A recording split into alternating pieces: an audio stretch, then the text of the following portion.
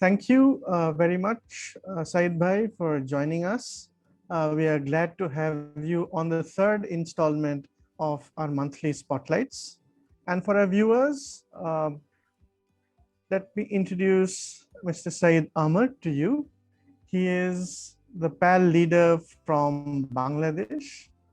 He is the founder and CEO of the Institute of Informatics and Development, a public policy institute that promotes evidence-based policy.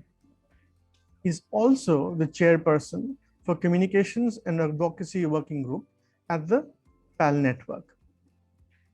As part of PAL Network and as part of IID, he is also part of the Bangladesh focal person for the Network on Education Quality Monitoring in the Asia Pacific NetMap at UNESCO Bangkok.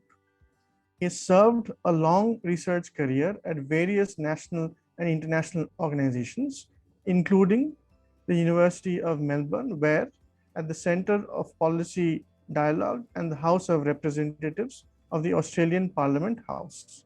His alma mater includes the University of Dhaka, the Australian National University, and the University of Melbourne. His international recognitions include Australian Alumni Excellence Award 2015, Australian Leadership Award 2007, and the Asian Emerging Leader Award for the Asia Foundation, San Francisco 2004. With that, Said Bhai, welcome to the monthly spotlights.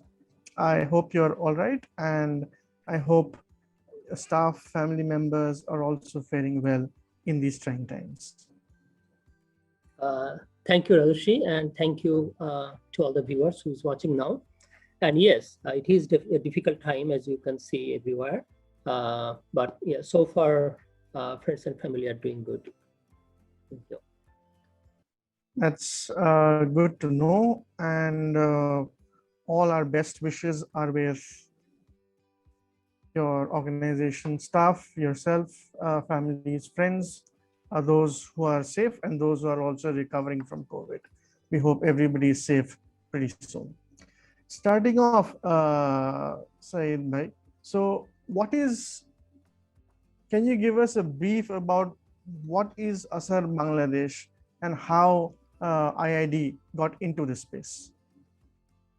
Okay, I think that's easier if I start in that case, how we got into this. So we had our education unit where, IID is a research institute. We say that we make policy public. So to make policy public, that's our vision, and we do it for an inclusive, informed, democratic society. So the mission is that we inquire evidence, we inform that evidence to people and policymakers, and then we involve those informed people together so that the policy is being made, in a more evidence-based way. So we had a education unit, and we used to do what's called a citizen report by surveying the school, but at the school level. And in one of the presentation, I met a guy, Sanadranjit Bhattacharya. I think it's after a seminar. He was sitting there somewhere and bored, and I began to talk to him, and so he started telling me about the citizen-led assessment they do. So we used to call out citizen report, but it was not citizen-led. It was also we used to do it at school level, but more civil society driven. So when he talked about their tool, when he showed the tools, we were very encouraged. So when he left the Bangladesh after the seminar and everything, I shared it with my colleagues, and they got excited. We worked on that tool. We developed the tool, and we kind of customized it based on our curriculum and everything. And we did it a test run. And then we thought, I'll send it to Ranajit saying, hey, I like your tool so much. And then we did it. And he was surprised that, okay, so I just talked about it and you guys already, did the tool and everything. So that was the beginning. And long story short, we, through Pratham, we joined the ASER, India, and we kind of, our colleagues went there, took trainings and we are, to understand. And then we thought to start ASER Bangladesh here. So ASER Bangladesh is basically now is the member of the ASER South Asia Hub, which is basically ASER Pakistan, ASER India, ASER Nepal. So it's all the for some it's an organization, for some it's a program. So it's for us it's an initiative. So ASER Bangladesh is an initiative that does household level survey to understand if the kids are learning, and particularly where do the policymakers need to concentrate when they are not learning, when there is a learning loss. That's what ASER Bangladesh is now. Excellent. Thank you for that. Which year was the ASER experience where you met? Which year did you meet Ranjitda? I think it's 2014 or 15, around that time. And this was in Dhaka itself? It was in Dhaka. Yeah. Okay. And do you know why he was in Dhaka? So there is this. So BRAC organized this annual Frugal Innovation Forum. So they bring in speakers from different parts of the world. So at that time, it was on education. So I think Ranajit came to talk about ASER there. Yeah. So I somehow missed his presentation. I was in a different session, but I got to meet him after the program when we got to, we met, and then he explained things to me, and I was very intrigued. I was very excited, and because we were already collecting evidence for our education level advocacy, because we do our major focus is education advocacy. So, and it was we were very interested to see, and it also kind of felt the one of the major thing you face, the challenge you face in policy advocacy is that policymaker will come to you and say, yeah, it's not even statistically significant data, this and that, because they have school level data, the summative assessment, this is like big data they can gather. Compared to that, a CSO run survey is always small sample size. And I found that, the way ASER was doing it, it's not only that it's a policy level advocacy, it's also a kind of awareness, because while you do the survey, it's also create awareness. So I think, so we just were very interested. Awesome. Also, the annual status of education report has a very interesting acronym in our languages. So in Hindi, right, in India, ASER is impact. And in Bangla, could you explain how you have adapted the ASER name for Bangladesh? So the way we write the Bangla, is ASER, but in Hindi it's pronounced ASER. Here it's pronounced Ashur. Ashur means it's a gathering. So Ashur means it's a gathering, like in a friends, family, everyone's community. It's a gathering. When you sit together, that's not in it's not in a like crowd gathering. Rather, when you are sitting together, that's called the Ashur. And we thought the whole approach to this education advocacy here is Ashur. That you sit with your parents, you sit with the tea kids and others. You try to see whether they are learning. You sit with the policymakers, whether talk about their learning. So it's more of not an agitated demand thing. Rather, you are actually sitting together. It's an Ashur thing. So so we kept that name. That this Ashur is that gathering. So I think this also speaks to the spirit of the network, in which there is a lot of transfer of knowledge and learning across. And two, that knowledge and transfer is interpreted and contextualized to the ground realities, right? Absolutely. So could you tell us how the contextualization happened for Bangladesh? Do you have examples and stories that you could share about that contextualization? I think the contextualization happened at different levels. For instance, when you translate the tool itself, you have two types of contextualization. One is, you need to match it with your own curriculum. So they have their different curriculum, you have your own curriculum. But then again, when you share the stories, we also realize the stories that is being told in India, in some part, culturally it's a bit different. So that same story doesn't make sense to the kids here. So there is a different cultural aspect to it. The other cultural aspect, the contextualization was that even when you go to the village, how you approach it. When we went to India, India has this panchayat system. Yes. And we visited those villages. In a panchayat, if you can actually convince those leaders, you can actually convince the village, because it's kind of still in a hierarchy. And so that is a very key, but then again, when we came back, we saw that, in our village that doesn't have this system, and it's always not that hierarchical thing. Rather, it's more about convincing the parents. It's not an organized thing, but rather convincing the parents. But then again, in Bangladesh, we also have lots of surveys going on, people to understand the survey people and everything. But then again, it's not also a survey. So that's the other thing that, we have to accommodate the way you approach and everything. Again, the whole volunteering approach to it was also new to us, the way it's being done. We have a youth volunteer unit here. So, but IID does work with the youths. We have youth volunteers. So instead of just always recruiting new, we also found this as a way of, because we train our young people about evidence-based policy advocacy.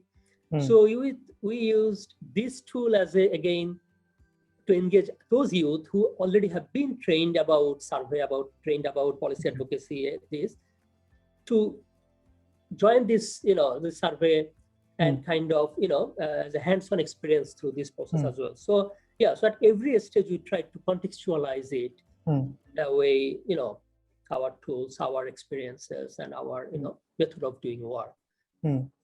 One thing that really surprised me initially when I was working at Pratham is when one does the survey, right? One is looking at the numbers on a piece of paper, it's printed, it's showing that 50% cannot read. But going there, speaking to children, talking to the parents, and actually seeing that firsthand.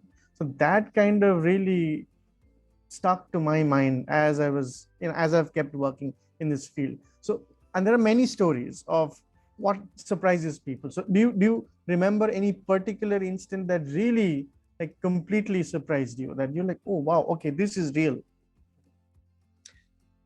So I think it was in Borishal. We went to a school to test this. Again, the approach was, we were actually testing the tool. So we went to this, we went there, and there was a school, at that time, school going on. So again, the kids were playing. So I went to talk to some kid, and they were telling that how they really, absolutely hate the exam. They don't like the exam. The teachers are always up there, to test them, and the parents are always scolding them to read before the exam nights and everything. So I just said that, but we are not here to take the exam. We are doing this, have a look, and we're thinking if So they got, so one of these kids, very little, so he got interested to see what it is really about. So I was thinking, no, we are just thinking that, whether do you understand this? And before knowing, he actually get into the test. And then some people were actually annoying him, probably from the behind or saying something. He got really annoyed, and he turned back and said, don't you see I'm doing an important thing? I'm trying to, see if this works. And I realized one thing is that how the way we put the examination on them, they are actually not afraid to give it a test, but we made the examination as a very fearful thing. But if you just casually go there and talk to them and do it, that's very easy. But I must say, my another profound experience that I had with, but this one happened actually in a different school. So where I was giving the test to these kids and see if they can identify the the numbers. When I told that kid that what number it is, so he was basically saying a wrong number. Like if it was 98, he would just say it's 9. I would show 57, he would just say 7. So I thought he doesn't learn properly. And that's why whenever I'm showing him, he probably knows only one letter of that whole thing. But after a couple of times, something got up to my head, and I just tried. So on 57, on 25, I put my finger around 2, and he would say it's 2. If I put my number around 5, it says 5. If I put my finger in the middle, then he says 25. And then I realized all the time he was actually not wrong. He Hmm. was actually looking where my finger is. Even at 97, I was pointing the 9. So that kid is smarter than me. He is more accurate than me. And I realized that sometimes, when we take exams, the way we ask questions, we probably miss them because their, understanding works at one level, ours at one level.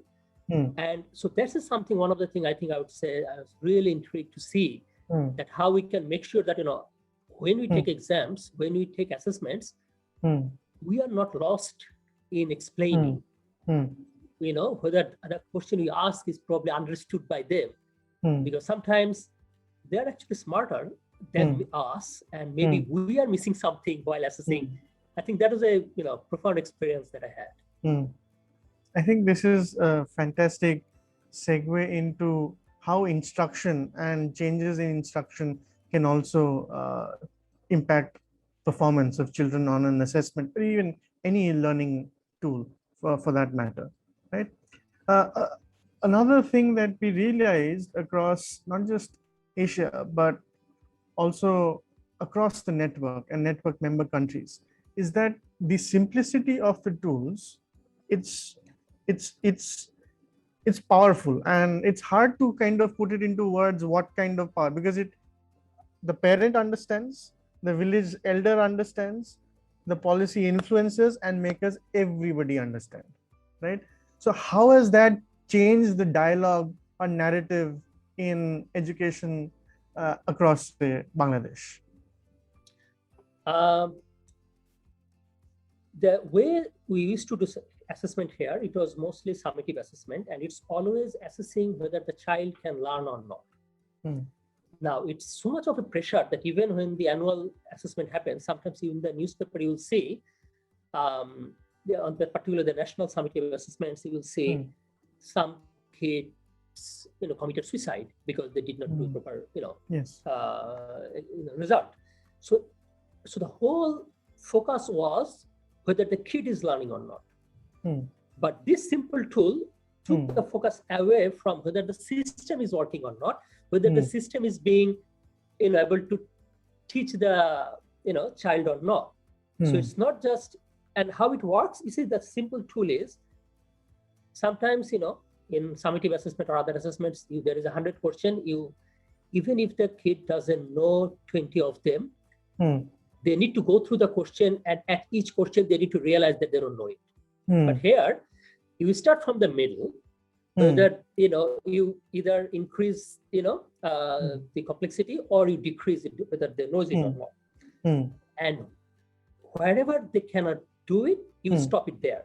So which means if a kid doesn't know how to read a word, you are not forcing them to read the sentence, you are not forcing them to read the paragraph and everything. You are not actually traumatizing the kid, not trying to prove that, hey, you don't know anything.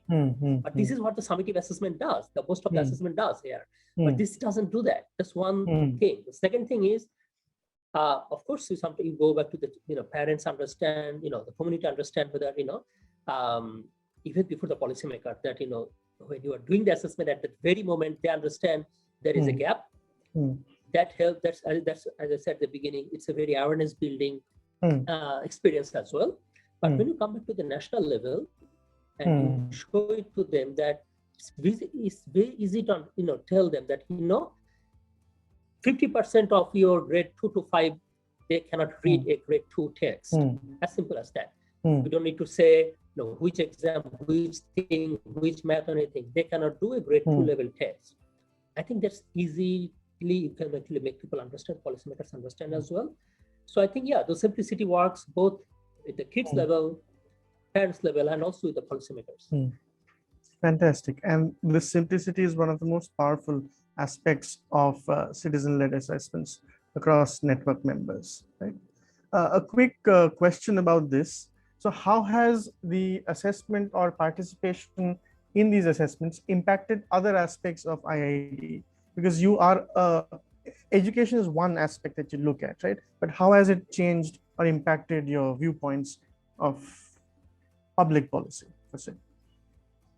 So the way, as I said at the beginning, so when you said that we want to make policy public, we want to go through this mission of three missions we have: the inquire, you inform, and you involve.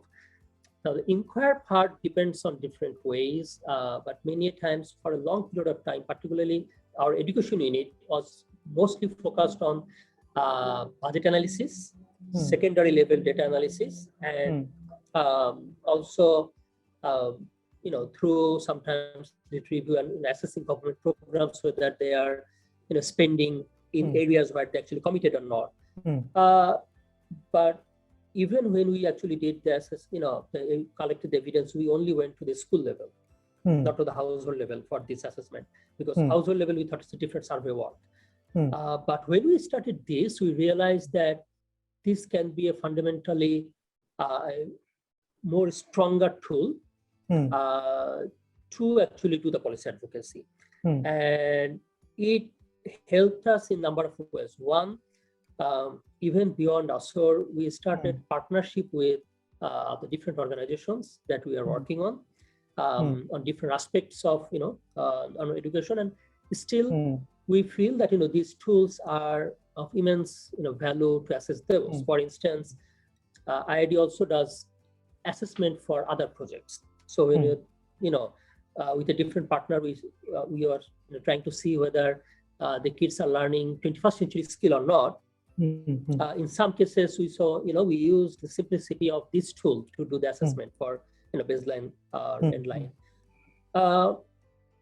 In national level policy advocacy, again, I think the importance and prominence of grassroots data, grassroots evidence became more, it took a more place in our advocacy data.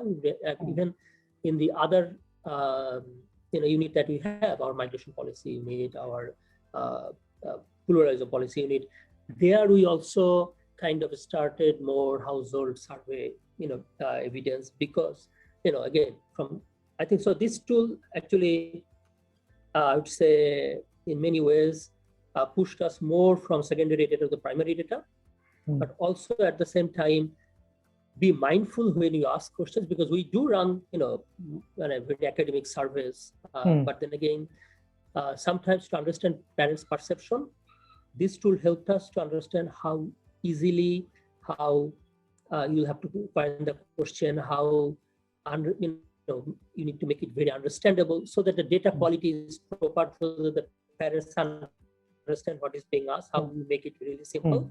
So the data is robust from the quality aspect of it, that, it's just not that you followed the proper method, but you asked it properly so that it was understood and, and also told to you.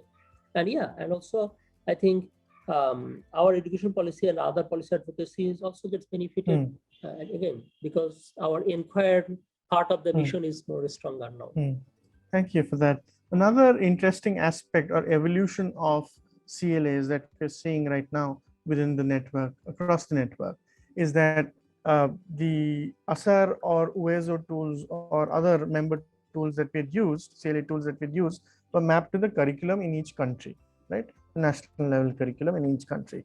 Now, as a network, we're trying to look at the question of how do we measure across geographies so that we can compare. And that one experience is the International Common Assessment of Numeracy that you participated in. Could you tell us your experiences from ICANN and how it differed from ASAR, or how it changed from ASAR?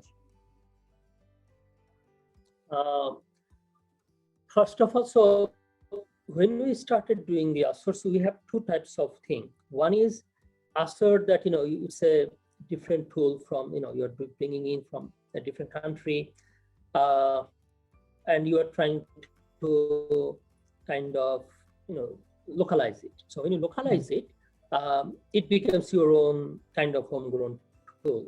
And then we have the other type of tool, PISA or others, where, it's global tools. That's basically is designed, it's the same question you ask across the country, everywhere. So we have few assessments here as well, those type of tests. Now, we always realize that the national tool is really good to understand whether the kids are learning or not. But the global tool is really good in comparing, or at least, particularly even in the national level, because many of our education targets, country targets, has got aligned with SDG 4. Yeah. So which means government is also looking into international data to see whether they can do it. So, and we were in between two. So you have your homegrown tool, you have your global tool. And I think that's when ICANN came. It's kind of bridge these two, that you can have a tool that is locally grounded, but globally coordinated. So it has its local roots. It has its, it's absolutely aligned with your local curriculum, local understanding and everything. And of course, the lessons that we have got from the ASER survey, that also played a key role here, in developing this.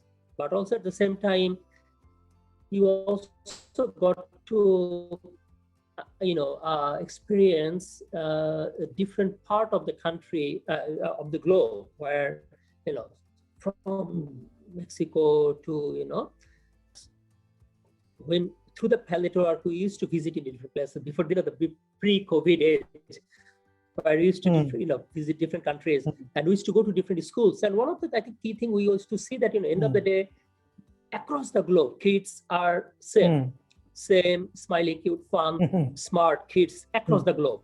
And the assessment tools, it's also the way they respond is also the same. So I think the ICANN became that interesting bridge, like, these young citizens of the globe, we created one tool that can, assess them at the national level, that can assess them with their own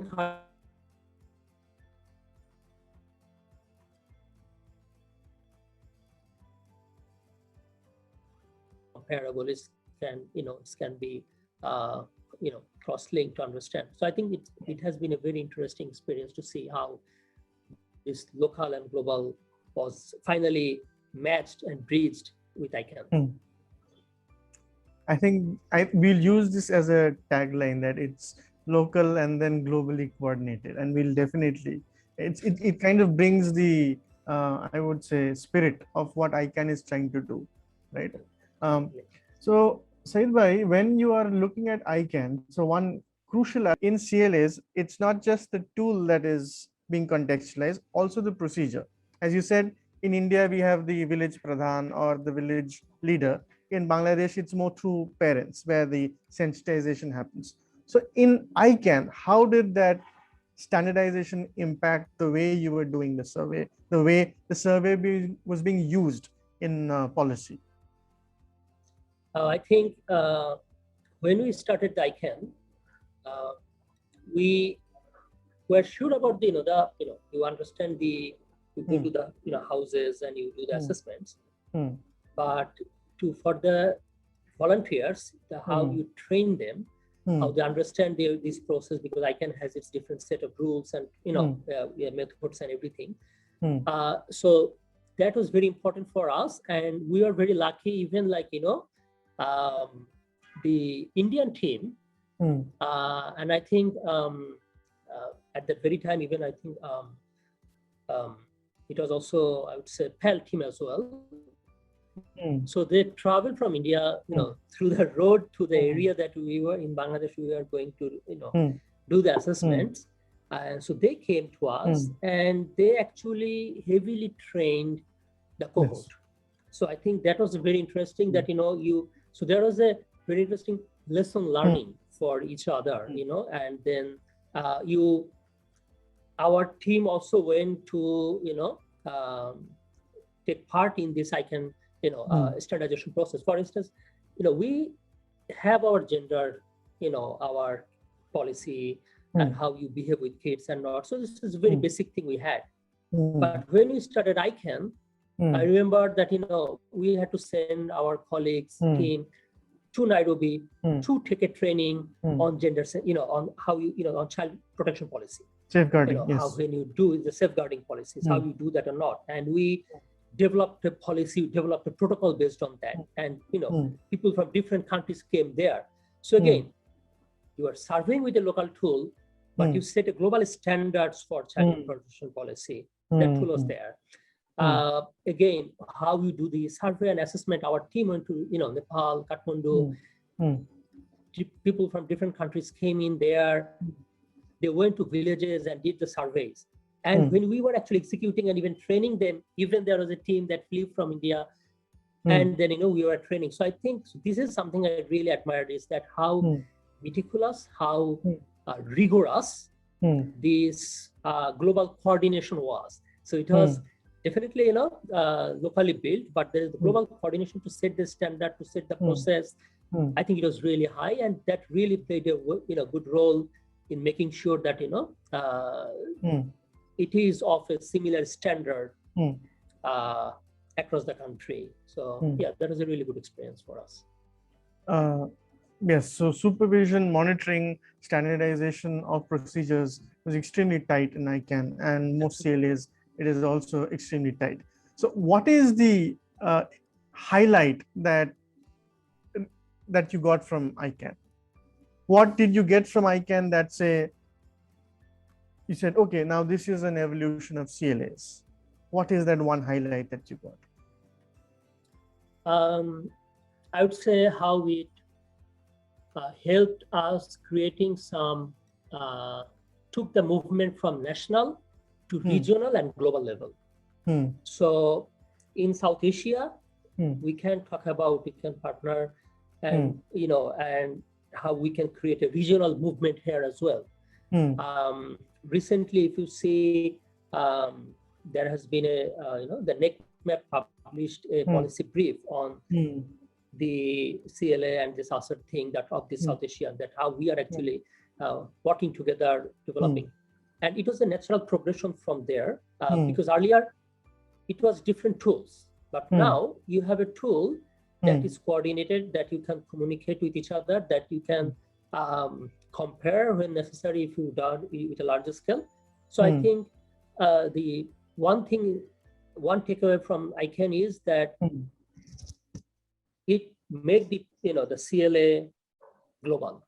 It make the CLA and also more aligned with SDG 4.1.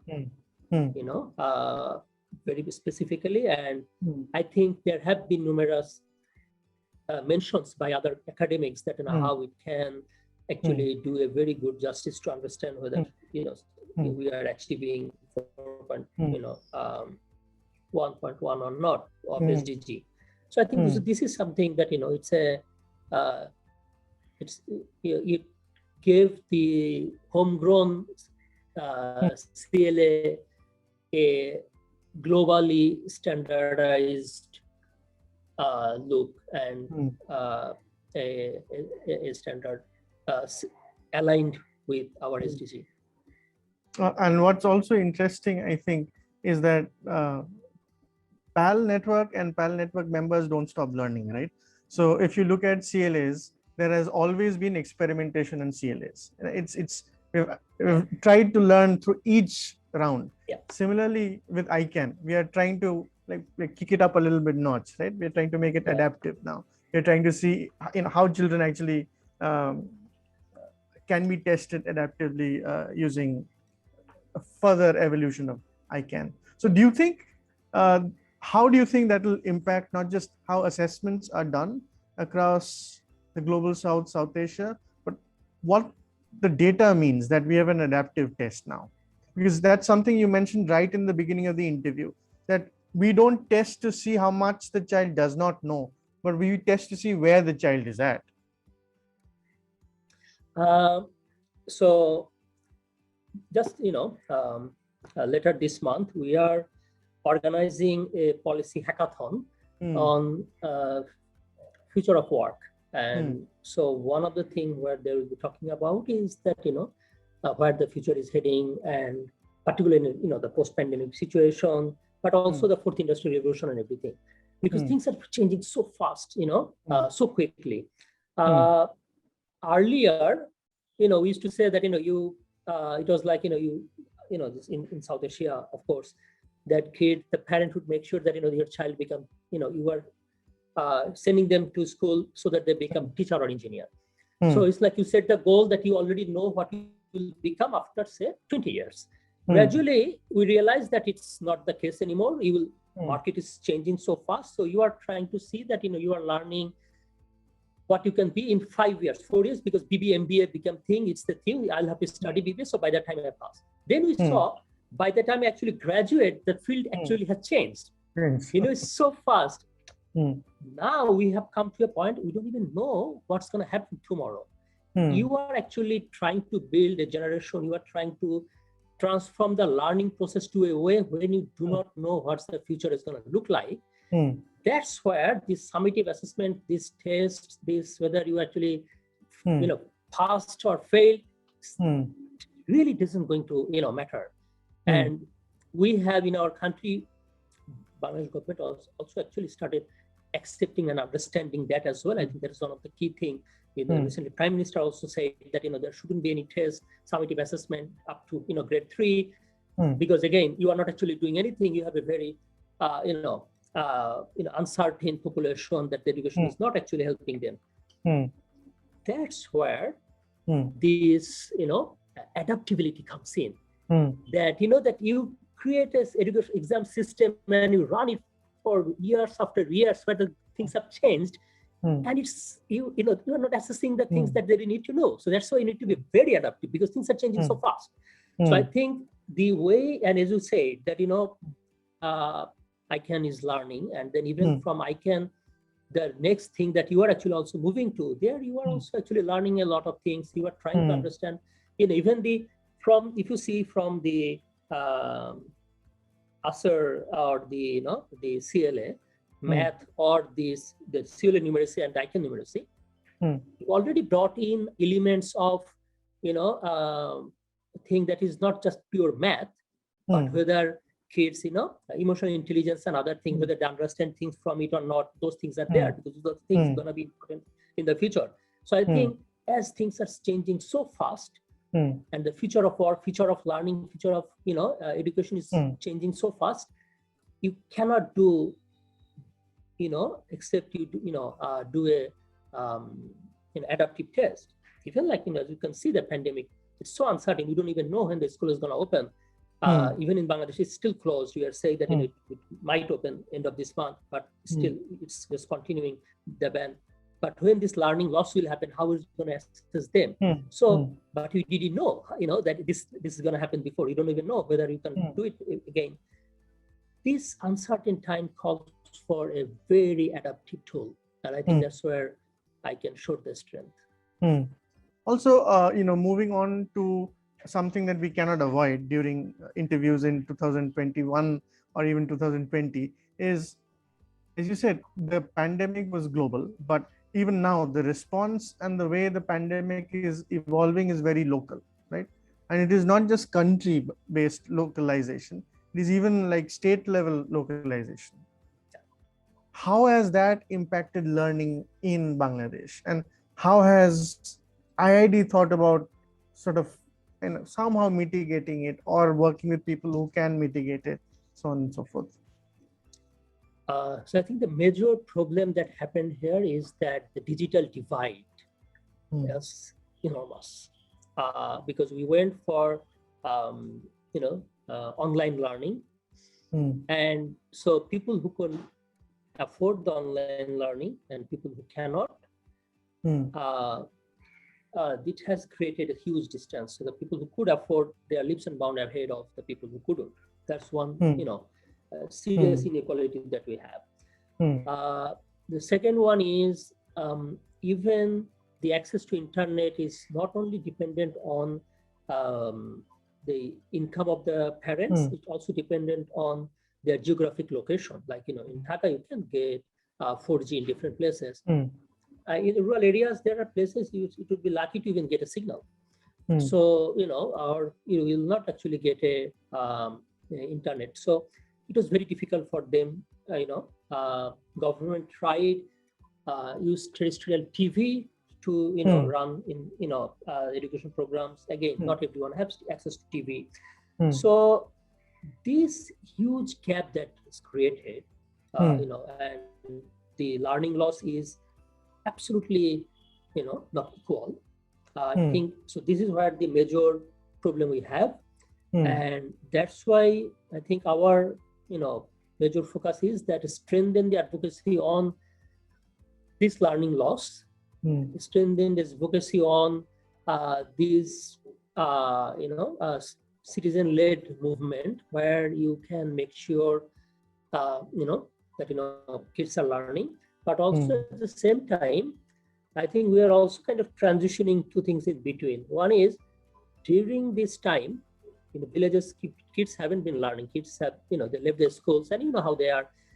If they are not going to school for a long period of time, it would be really difficult for them to get back to this whole routine. Even us adults, our routine got, absolutely, smashed because of all this Zoom when you are doing or not. So it would be very difficult for the kids as well. So we're also trying to focus on to see learning through play, whether, because again, I think this is also would be good, interesting observation, whether because they have been playing, there was a learning loss. So, but as we come back to the school, I think so learning through play is another thing that, we are thinking that we should focus. But more importantly, as I said, that the one focus that is that, focus on the learning loss, see the inequality in the learning loss, the geographic inequality, the income inequality, and address the lessons, address the teaching based on that. I think this is the biggest push we need to give, and this is what is going to be IID's focus now. And this learning through play, it's also a very, I would say, interesting model. As you said, they've been playing. So in a way, when children get together and they play, they actually organically learn stuff, right? So that is one. But how do you integrate that with the formal learning aspects? It's a very interesting topic that I'm sure IID is going to excel in, right? We're almost nearing the interview, and one key question that we ask all our guests is, what is like the essence of participating in PAL network and PAL network projects? Like, how does it help you as a member and as a network? One, it's an interesting learning experience, no doubt about it. And you cannot learn, assessment, you cannot learn this advocacy just from the book, but what PAL enables is that PAL members are on the ground. When you say on the ground, they become part of the global village, and I mean it literally, which means I've been to a local village in Halapa, I have been to a local village in Nigeria, I have been to a local village in India. So in Bangladesh, so which means so because PAL members are part of a local village, so you go to the village, but also in different forms. So this is a huge learning opportunity. That's one. The second thing is, again, when you try to do something new, sometimes in the civil society, when you try, or tries to bring something new, it kind of creates a pressure, that this resistance in the local area and from different stakeholders. Let's just say from different stakeholders. It's not just the government. The way PAL membership helped is, instead of initially beginning with these local stakeholders, when you are member of a global team, and then you try to work on it, it does help, because they immediately do not see us as just a national player.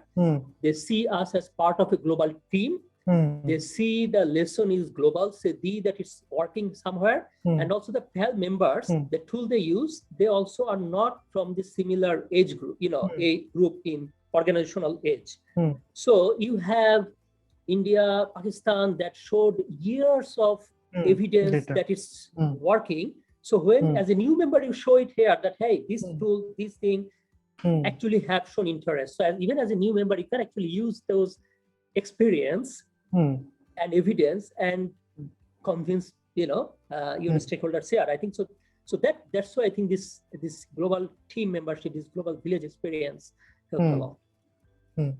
Thank you for that. And it's very heartening to know that being part of a global network actually makes taking the message across to policy and decision makers easier, because there is less amount of resistance that way. That's fantastic for us to know, and we are happy to help. Lastly, Said Bhai, so in education, like we always like to end with a quote, right? Yeah. So, and there are so many beautiful quotes from Bengali, Bangla. So, could you share a quote that really inspires you and your work? So, it can be in English, it can be in Bangla or any other language. Does it have to be from Bangladesh? No, it doesn't have to be Okay. from, there is no So, restriction. okay. So one of the things, as you said that, this PAL members, they always keep on learning and everything. I think my most learning experience happened is from the kids. When you go to assess them, when you try to, you actually learn your mistakes and everything. So that's where there is this African proverb that says, you can become a teacher before you are taught. So I think that's kind of stick to me, that I feel that even when you're trying to teach, even when you try to say, even if you are trying to convince others, even when you're trying to actually do the assessments, you cannot become a teacher until you are taught. And through the PAL experience, through this Asar Bangladesh experience, we are learning all the time. We say that it says a learning experience, not assessment experience. It's just like, it's a learning experience for us. Thank you for that, Said Bhai. And any last message to the viewers before we wrap up the interview? Again, it's a COVID time, and we know that, all the everything that was happening, across us, the problems that we were facing, things that were happening. COVID, actually, we call it as an instigator. It basically COVID accelerator. COVID actually accelerated everything. All the problems you had, it just accelerated. Everything accelerated. And I hope that, as we recover from it, our goal towards happiness, our goal toward again becoming this global community, it accelerated. And all the things that we want to do, want to achieve, we also accelerate it. Because again, if all the bad things are being accelerated, let's accelerate the good things. Thank you very much, Said Bhai, and to all our viewers and all the people supporting this interview. Thank you very much. We really hope that you like listening to Said Ahmad, the CEO of IID, and we look forward to your participation in future spotlights and PAL discussions. Thank you very much. Take care. Stay safe. Bye.